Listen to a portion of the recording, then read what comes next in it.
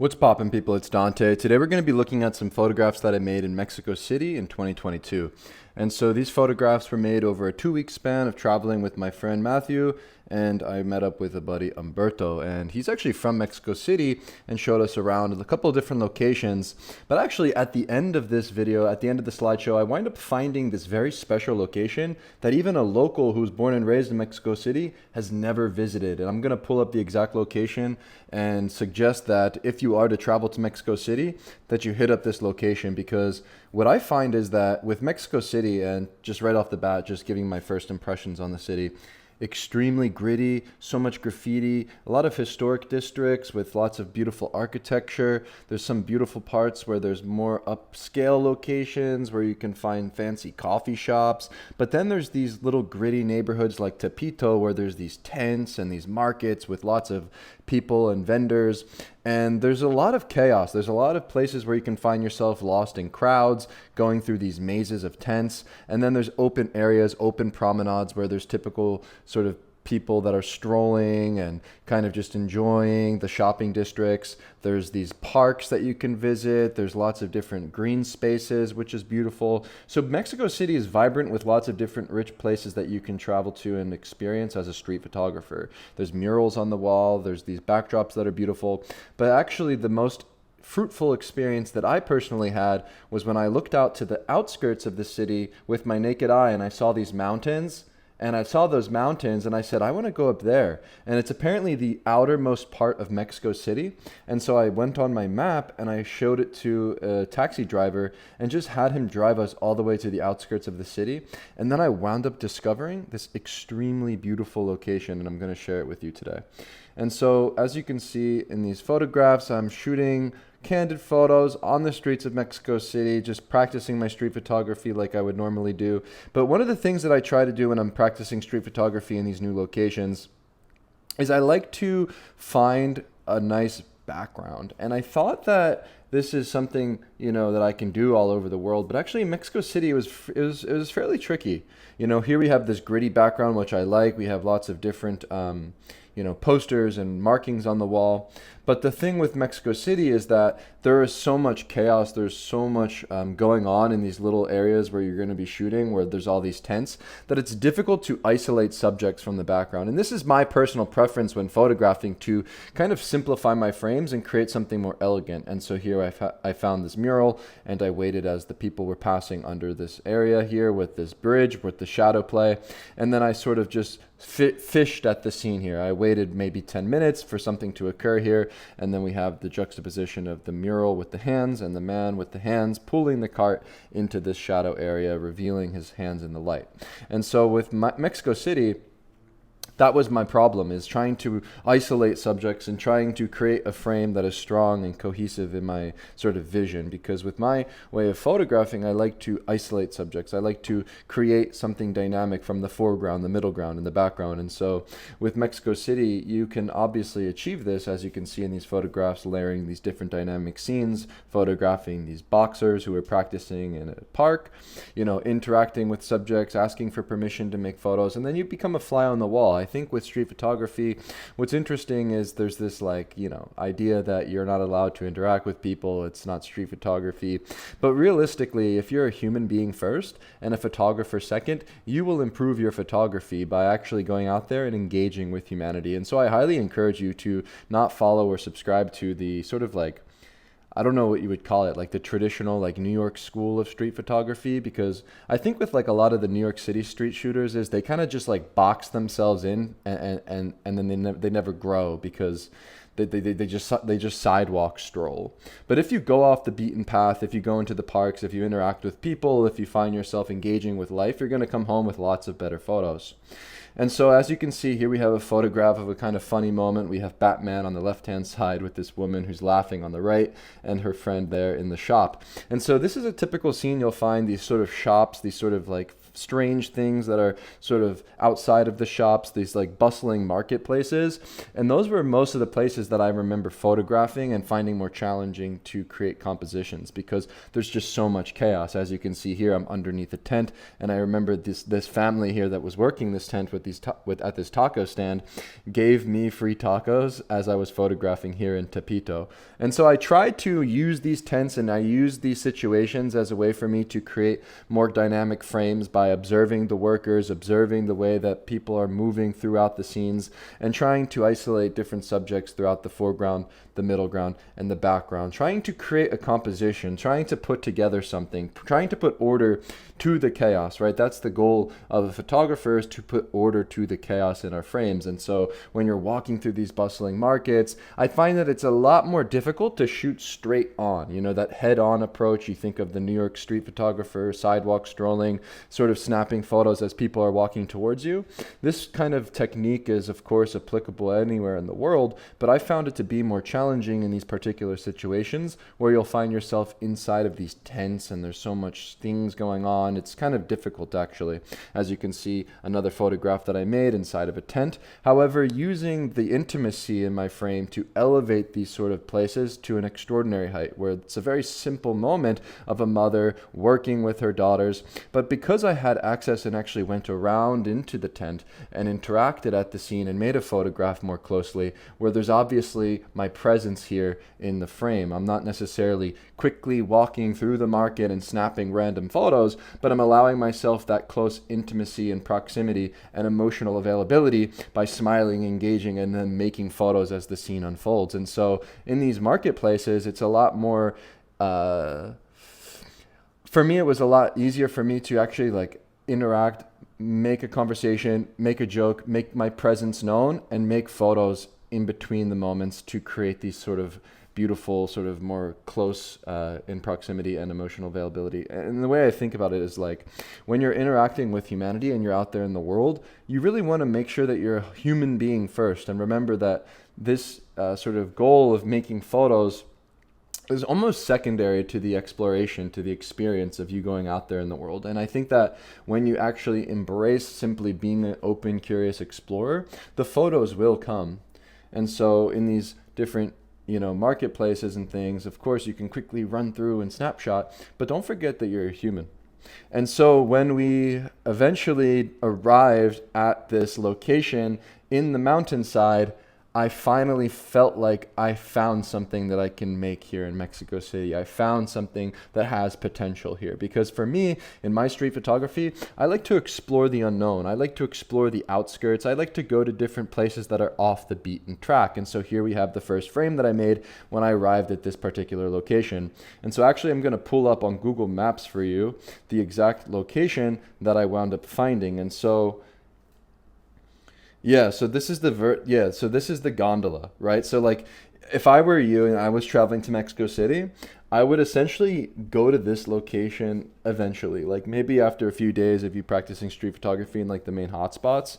If you take this gondola ride, right, you'll see, actually if I go to like the street view, so look at this, right? You take these gondolas, right? And you go up into the mountains. And then there's like all these different stops that you can take. There's all these different locations where you can get off and then sort of explore in these different like smaller neighborhoods. That is so much more interesting than the main hotspot areas where pretty much everyone goes to practice street photography. So like this really, like I want to see somebody travel to Mexico City and spend their entire time photographing here. It's much more difficult in terms of finding scenes and finding things to actually photograph because it's not as bustling, but there are certain pockets and places that you can find that have lots of activity in life. It just requires more of an explorer's mind. It requires more of an adventurous spirit to take the gondola up into the mountains and explore the unknown. And so this neighborhood was very interesting, and I found my best photos here in this particular part of town. As you can see, a photograph I made in a random shop inside these random neighborhoods that I found. And so basically with the gondola ride, I went all the way up, and so you can see on the map here, if you just like zoom in, there's like the outskirts border of Mexico City there. And then I wound up at this, like, I think this is one of the last stations, Tepec, whatever this is. And so I wound up at this station all the way at the top, and I explored up into the mountains. Yeah, see, you're at like the peak of this sort of mountain, and all of the buildings are beautifully colored. They're green, they're vibrant colors like blue and pink. And essentially, when you explore these little pockets and neighborhoods, there's just more possibility. It's much more, I don't know, rich. The experience of exploring somewhere that's not as charted as a photographer. You're not just in the city center, you're not in these bustling places. And then I found the most interesting, impactful moments here in these neighborhoods. And so I just wanted to share this kind of like sort of good news that there is this interesting location to explore in Mexico City that maybe hasn't been hit up as much. And I'm just sharing it here in this video so that you can see how beautiful the scenes that you can capture are, right? We have these like old cars, these beautiful old vehicles that are driving through, the beautiful backgrounds, the colors. And then finally we arrived at the top, at the peak here in Mexico City, on top of the mountain. This is like the outermost part of Mexico City, like right on the border at the end of Mexico City. And these guys were constructing a home at the very top of the mountain next to this big sculpture of a cross. And so in this particular moment, I finally arrived. You know, I was looking and searching, and I knew that there were crosses positioned on top of these mountains, and I was just looking for one. I just wanted to get to the peak of the mountain just for the experience of the exploration. And so once I arrived at the top of the mountain, I found this scene of two construction workers that were building this home. And so as I began to engage with these locals here at the top of the mountain, I climbed up the ladder and I made this photo of this man who was exclaiming, "Mexico, Mexico," and he was super happy and he was just joyous, and it was a fun time and it wasn't so serious. But at the time I made this particular photograph, I could sense the possibility of something here. I could understand the relationships that I could draw between the subjects in the frame and the background. What I mean by this is my first initial thing that caught my eye is this sculpture of Jesus on the right hand side. And so you can see Jesus' arms outstretched in relationship to the mountain range in the background, sort of setting the stage with that storm cloud rolling over the horizon. And so now that we have our background set and I'm setting my body in a way that is relating that sculpture of Jesus on the mountainside to the subjects that could potentially enter the frame in the foreground, I essentially was playful at the scene, waiting, patient. And when the man entered the frame and he started to exclaim, "Mexico, Mexico," I essentially clicked the shutter at that decisive moment where the arms outstretch, the dog rolls around on the left-hand side, this bag is positioned on the right-hand side sort of perfectly, and then everything else kind of just falls into place. This gritty scene, this construction site, we have everything here that came together. But the cherry on top that makes this frame strong and striking is the way in which the hands, the arms, echo the shape of Jesus. So there's that sort of relationship between the hands and the outstretched arms of the man in the foreground, that sort of mysterious facial expression with his mouth wide open, and then Jesus on the cross with his arms outstretched. And this very simple relationship that I made was actually extremely intentional. And of course, I had luck on my side with that serendipity of the arms being outstretched in this particular moment. This is something that you really can't plan for, but you can have the intention of the composition by looking around you and understanding the different elements in your visual puzzle, and then plugging those pieces in, setting your stage, and then waiting as life unfolds. And that's exactly what I did here at the scene. And I actually have a behind the scenes video of this particular moment that we'll get into in a bit. And so I continued photographing throughout Mexico City, exploring and making pictures, and then eventually kept coming back to this particular, this mountainside, just because I found it to be the most interesting. And so I spent some time on this rainy day underneath this tarp, sort of dancing with locals. I remember having a good time. It was a rainy day, but people were still joyous and finding ways to enjoy their evening. Here we had the Gay Pride Festival. There was a huge parade. It was crazy, so many people, and I made some photographs at this particular moment where this man had this crazy costume with these bunny ears and this tattered wall in the background with posters. And then finally, on a very rainy day, it was so rainy. I think I've never experienced such rain in my life. It was just downpouring, coming down so hard. And I found myself kind of sort of nestled up underneath this like overhang out front of a shop, and this couple engaging in a kiss became one of my stronger photographs of the trip.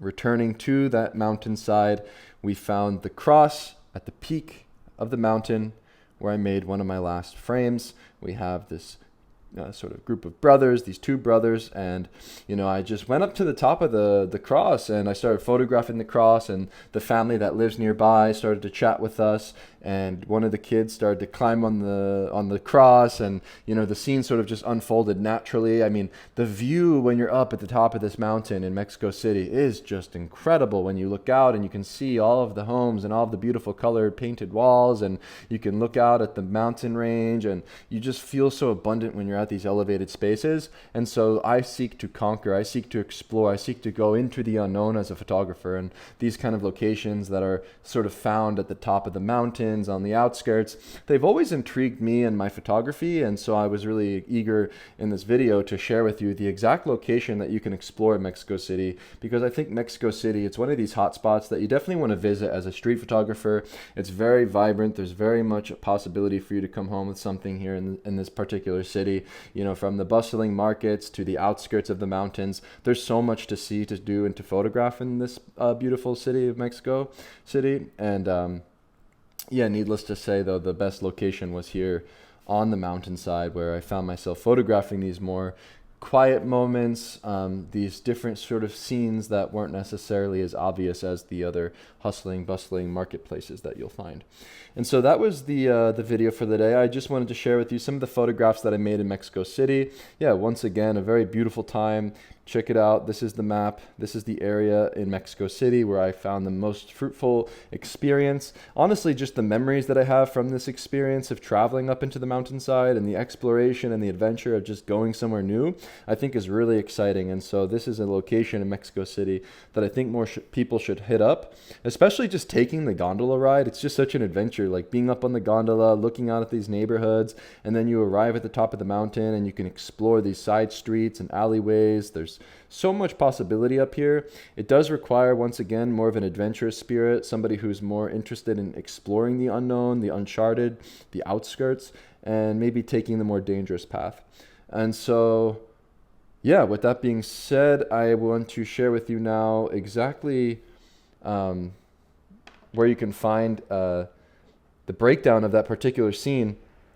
And so if you go to my website at dantecicifo.com and you click on these three tabs here at the top, there's a books tab that you can open, and I actually share with you this ebook, the Mastering Layering in Street Photography Guide. And so if you open up the hyperlink, that'll take you to the blog post. If you click on this image here, or even just click download PDF, it will take you to an option for you to actually download this file. And so to download it, you just click on that little icon with the arrow and the square, and you look for the books tab on the side. And so when you click on the books tab, it will download this document and you'll have access to the PDF. And so this guide is going to break down all of the tips and all the information that I have about layering in street photography.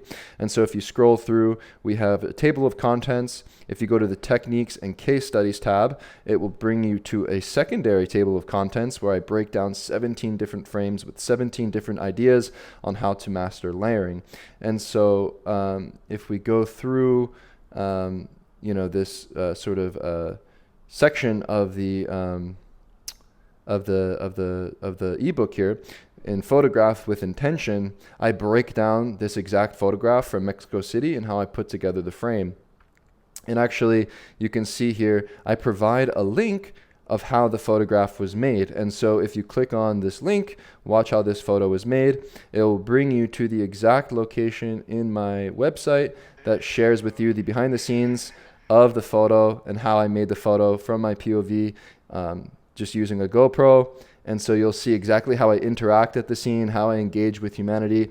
And then I even speak out loud my process and how I'm noticing the relationship that I can draw between this sort of cross or this sculpture of Jesus and the people in the frames. And so, I basically returned to this exact location 2 separate times to then try my luck at this particular scene. And this is just a particular moment that came together at the end, and I made a very strong frame of this man sort of with his arms outstretched in relationship to Jesus there on the cross. And so, this is the ebook that I have for you on my website. You'll also be able to find it in the description of this video. Just, feel free to check it out. Honestly, the reason why I'm publishing this and sharing this and all of the information that I have about layering, or even just just my street photography generally, giving you the exact locations where the photos were made and any tips behind the scenes, is because I want to empower you as a photographer with the information that I wish I had when I first got started. And hopefully by sort of engaging with these videos and looking at some photos or slideshows and things like this, you can hopefully improve your photography or just find some new ideas that can help you. And so in the blog post, I do include a YouTube video that will take you to a full 1 hour masterclass. I give you all of the information in this video so you can watch alongside the ebook that I provide for you, and go through all the different photos live with examples, looking at contact sheets and breaking down all the different scenes. And so yeah, that's pretty much it. There's a few other resources on here on the books tab. We have the contact sheets ebook and the Ultimate Ricoh GR Street Photography Guide, where I break down my settings, my technique, my philosophy, and even give you some composition breakdowns behind the scenes, looking at the contact sheets. And so yeah, I suggest that if you're looking to improve your photography, to check out these different resources and maybe watch the videos accompanied with them. You know, I have another YouTube video here and you can check it out. It should actually be available for download. I want to put the layering one up for download, but if you click on this tab, you can hit download this video. You can download these videos offline. You can send them to your friends. Feel free. They're all available here on the website. And so, yeah, I'd say that's pretty much it for the video today. How do you put this back? Hello. Yeah. So thanks for watching, and I'll see you in the next one. Peace.